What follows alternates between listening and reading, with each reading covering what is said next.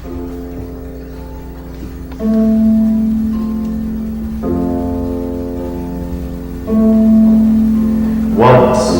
in the heart of a wide wood, a deep and lasting friendship was formed. There, between ancient pines, met a she-bear and a she-raven.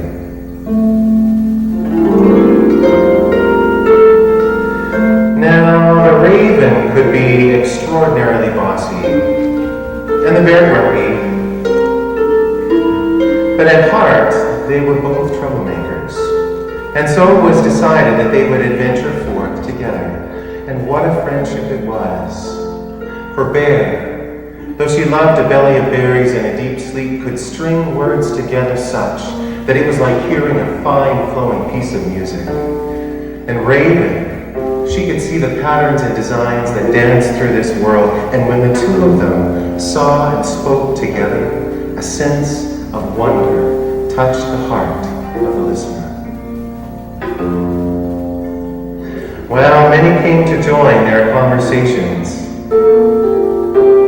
There were chattering squirrels, squawking hawks, grumpy old badgers, playful otters, bright-eyed raccoons, and even the occasional skunk. Raven and Bear guided these others in and out of the deepest heart of the woods. But later, no matter how many had gathered together in wonder, when the sun fell and the moon rose, when the stars burned with a fierce beauty and starlight wove through darkness to kiss the evening mist, it was the deep and knowing hearts of Raven and Bear who sat in homage to the world's wonders. And Bear would curl up in her cave and Raven in her tree, and each would know that all was well with the world. Well, many was the path they trod through the woods, but one day, as the two rambled, they discovered the most marvelous thing. For there, at the very edge of the wood, there stood a great green rolling hillside. And at the top of the great green rolling hillside stood a smartly kept and well-painted farmhouse. It took only a few flights in passing to get a lay of the land. The rambling family house, the great red hen house packed to the rafters, and the daily rhythms of the good farmer and the good wife. Looking at that great red hen house, Bear had a glorious idea. "Come along, Raven," she said. "You and I are going to emancipate the chickens." "Emancipate the chickens," said Raven tartly. "And why on earth would we do that?" "Don't you think," said Bear, "that those plump old hens would love to come and wander the woodways with us? To see the starlight after the sun falls and the moon rises?" "Oh, yes, well, of course they would," said Raven. "Let's set them free." "Listen," said Bear, "I know exactly what to do." Well, the two of them thought and planned and plotted together for days upon days, and when at last they knew that they had seen and spoken it well, they went to the farmyard. Now it just so happened on that bright afternoon that the good wife had gone to market, and the good farmer was down floating the pond in his creaky rowboat, dreaming of sailing the seas. Raven and Bear strode with confidence straight to the doors of the hen house. They threw them open, and they began to speak together of the patterns and designs that dance through this world. They strung the words together like a fine flowing piece of music. And the great plump hens looked up with bright beady eyes, and what they heard was the bossy croak and caw of a big black bird and the grumpy growls of an enormous bear, and all hen broke loose. Pandemonium ensued. The rooster began crowing and doodling at the top of his voice. One or two of the hens hid their heads under their wings, but the others began to cluck with vociferous disapproval.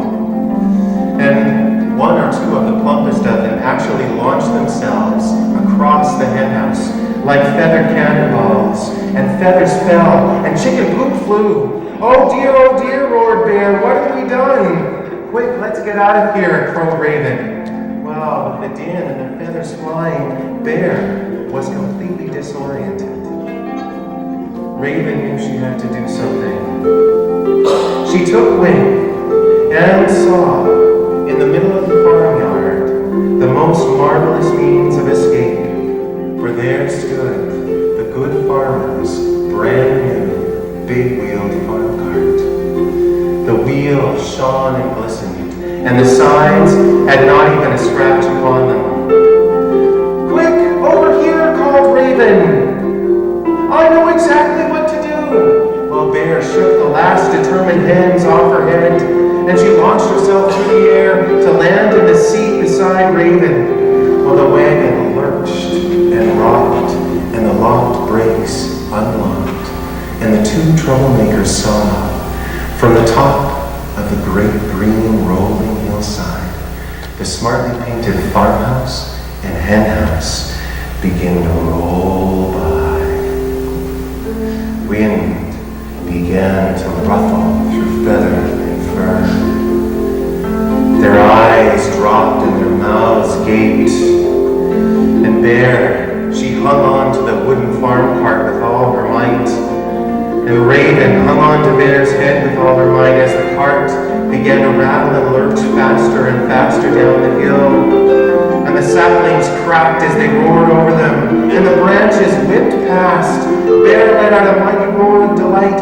Raven crowed with joy, and then the two troublemakers saw, directly ahead of them, appear the sharp drop-off to the pond below.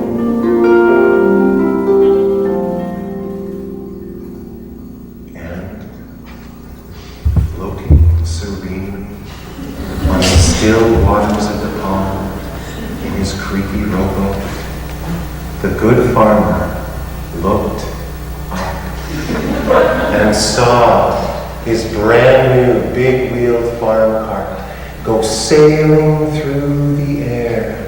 The wheels shone and glistened, and the sides had some brand new scratches upon them. And seated in the driver's seat, shrieking like banshees, eyes wide and wild and alive, were Raven and Bear. The cart arced with grace through the air and careened into the still waters of the pond. Feather and fur rose on a tidal wave of pond water, and crowed laughter and growling guffaws. And Raven and Bear made their escape back into the woods. Well, they each had a few bald spots on them, but they taped over these with some honey that Bear kept handy and some shiny trinkets that Raven kept handy, and in this way covered over the worst on each of them. That night, the woods rang with laughter as the tale was told over and over again. And oh, they adventured together for many years. Do they travel together still? That I cannot say. For the years have passed, and the paths through the woods have taken many twists and turns. But this I know in my heart.